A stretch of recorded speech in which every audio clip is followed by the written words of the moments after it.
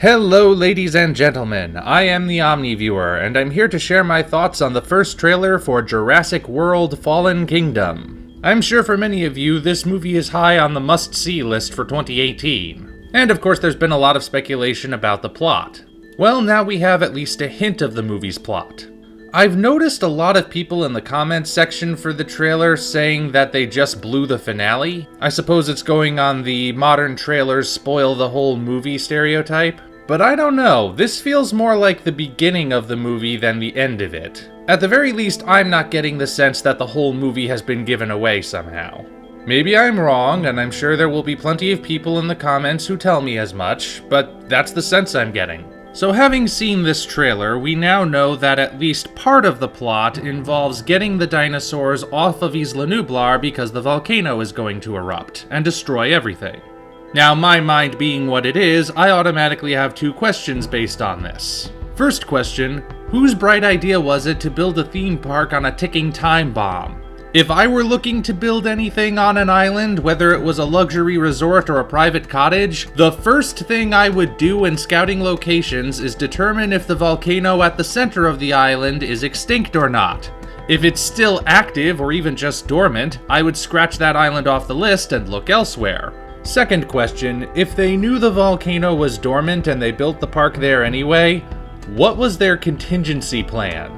As we see from the trailer, this volcano isn't just releasing a steady lava flow that can be redirected into trenches. The island is going full Mount St. Helen. I'm sure the movie will throw in some kind of explanation about how the volcanologist's predictions were off somehow, but still, these are questions which immediately come to mind based on this trailer. Moving away from that, I'm really happy with the new dinosaurs that were revealed in this trailer. One that had people talking thanks to the early images was Baryonyx, which I've always kinda liked. It's one of the weirder dinosaurs out there. It's a semi-quadruped with this broad, flat alligator head, and the limbs are kind of like a velociraptor built backwards because the gigantic deadly claws are on the hands rather than the feet. Most scientists say this was probably for catching fish. But the real surprise for me was Carnotaurus. Carnotaurus is the one dinosaur us longtime Jurassic Park fans have been waiting for. That species has been part of the series basically from the beginning. I understand why it wasn't included in the first movie, but with each successive sequel, I've been hoping against hope that it would show up. Instead, we got Spinosaurus for some reason, and that Spinosaurus turned out to be one of the most inaccurately portrayed dinosaurs in the whole franchise. But now, we actually have a Carnotaurus, finally. It gets killed almost immediately by the T-Rex, but still. I'm certainly hoping that's not the only Carnotaurus. I'd hate for the movie's attitude to be, here's the dinosaur you've been waiting for all your life, now it's dead, let's move on. So hopefully there are more. We'll see, I guess. The one other thing this trailer has me thinking about is whether or not the Jurassic World movies have retconned the second and third movies out of existence. As far as I've seen and heard, there's never been any particular word on whether or not this is the case. I know that the first Jurassic World only ever referenced the first Jurassic Park. No mention was ever made of Site B or San Diego or the pteranodons that presumably escaped to the mainland, nothing. But since absence of evidence doesn't always mean evidence of absence, I didn't really make a big deal out of it for a while.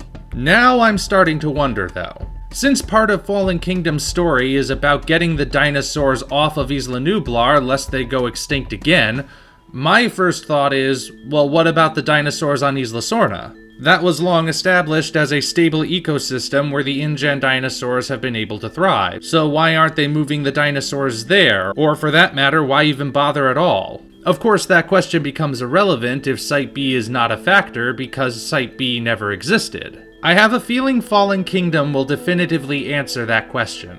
There are apparently going to be hearings about what to do with the dinosaurs, and Ian Malcolm is going to testify. That scene would be the perfect opportunity to bring up at least the events of the Lost World. To have somebody say, we can't bring dinosaurs to the mainland, somebody already did that back in 1997, and San Diego was torn to shreds by a T-Rex. That would be a very significant thing to bring up in debating what to do with the dinosaurs. If it's not brought up, I'd say that would be a pretty good indicator that the second movie didn't happen, and by extension the third one probably didn't either. I suppose only time will tell. Or, there could always just be an official statement from the crew saying that indeed the second and third movies have been retconned, or not. If anyone has word on that, feel free to leave it in the comments section. Anyway, I'm looking forward to this. I'm one of the people who actually like Jurassic World and really doesn't get the intense hatred surrounding it. So of course I'm looking forward to the follow-up. We can all at least agree that of the Jurassic Park sequels, Jurassic World is the best of them, right? It doesn't measure up to the original, but it's the best sequel, yes? Well, anyway, I'm still looking forward to it. And as always, you're invited to leave your thoughts in the comments section below. Until such time as we meet again, this is the Omni Viewer, signing off.